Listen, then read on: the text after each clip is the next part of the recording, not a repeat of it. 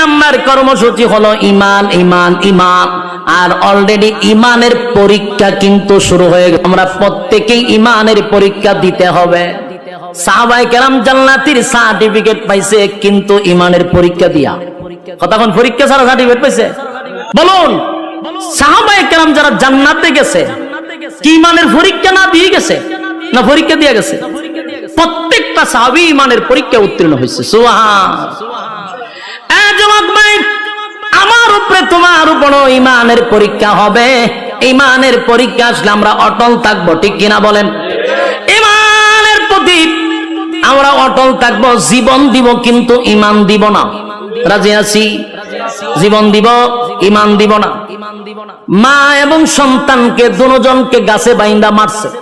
মা সন্তানরে বলে, বাবা রে, আরো যদি নির্যাতনের মাত্রা বাড়ায়া দেয়, সাবধান, জীবন যদি চলে যায়, যাক, ইমান দিবি না।